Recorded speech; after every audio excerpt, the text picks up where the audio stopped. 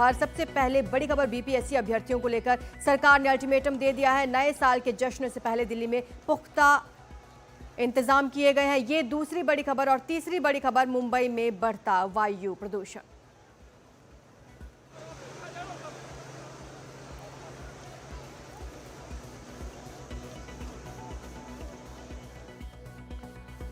और अब बीपीएससी परीक्षा की बात करते हैं, जिसे दोबारा कराने की मांग को लेकर अभ्यर्थी जो हैं वो अपनी मांगों पर अड़े हुए हैं और अब उन्होंने सरकार को 48 घंटों का अल्टीमेटम दे दिया है। इस दौरान उनकी मांगे नहीं माने जाने पर वो आगे का कदम तय करेंगे। कल अभ्यर्थियों का 5 सदस्यों का प्रतिनिधिमंडल बिहार के मुख्य सचिव से मिला था। बीपीएससी परीक्षा के अभ्यर्थियों ने 13 दिसंबर को पटना में आयोजित परीक्षा को रद्द करने की मांग को लेकर सोमवार को भी प्रदर्शन को जारी रखा। इनका प्रदर्शन करीब 2 हफ्ते से जारी है। रविवार को प्रदर्शन कर रहे अभ्यर्थियों पर पुलिस ने लाठीचार्ज किया था। उन पर पानी की बौछारें तक की गई थी, जिसके बाद लगातार विवाद हुआ। ये तस्वीरें आप देख रहे हैं जहां पर लाठीचार्ज किया गया। पुलिस ने वाटर कैनन का भी इस्तेमाल किया, जिसके बाद छात्रों ने खूब हंगामा किया। ये प्रदर्शन अब भी जारी है। आपको बता दें, इस दौरान कुछ छात्रों ने प्रशांत किशोर पर भी सवाल उठाए थे।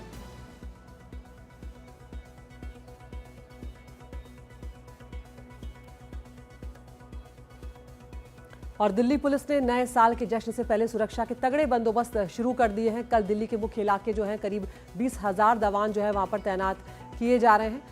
दिल्ली के सीमावर्ती इलाकों में भी जवानों की तैनाती बढ़ाई गई है। कनॉट प्लेस, इंडिया गेट, खान मार्केट, 5 स्टार होटल्स, मंदिर और गुरुद्वारों के लिए खास इंतजाम किए गए हैं। व्यवस्थाओं को 2 जोन में बांटा गया है, जिसकी समग्र निगरानी डीसीपी नई दिल्ली द्वारा की जाएगी। मुकेश सिंह सेंगर हमारे सहयोगी हमारे साथ जुड़ गए हैं।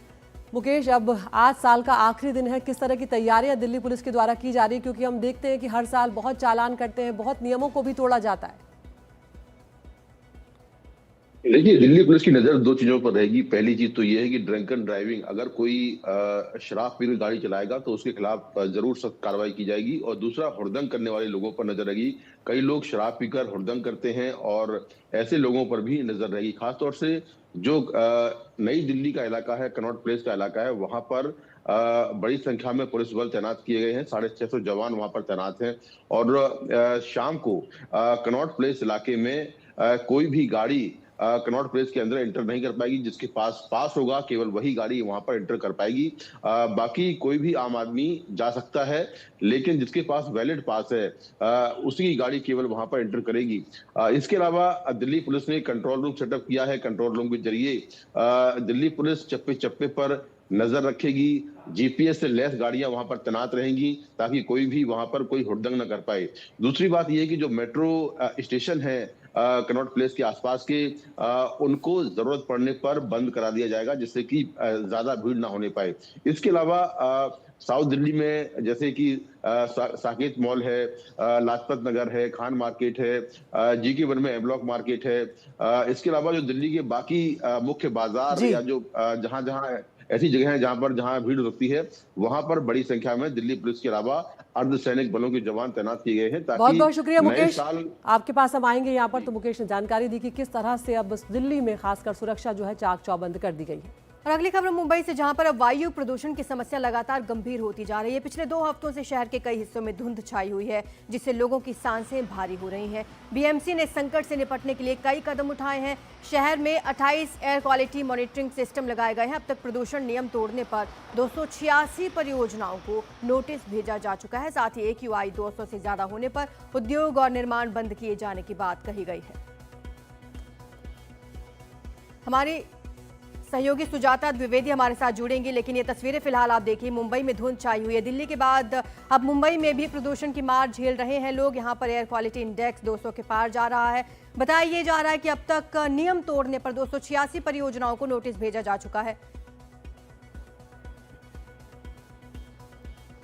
हमारी सहयोगी सुजाता द्विवेदी हमें ज्यादा जानकारी देंगी। सुजाता, क्या क्या कदम उठाए गए हैं बीएमसी द्वारा प्रदूषण से निपटने के लिए?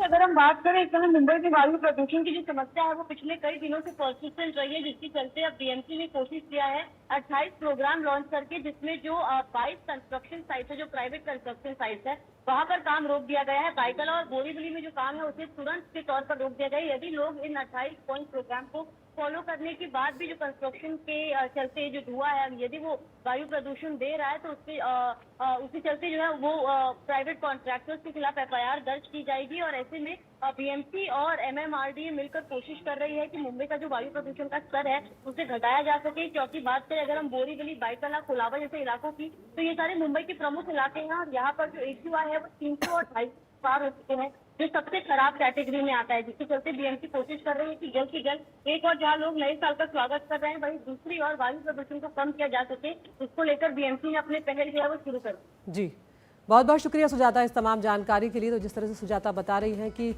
पहले मुंबई में ऐसी स्थिति नहीं रहती थी, लेकिन अब मुंबई का हाल भी दिल्ली जैसा ही हो गया।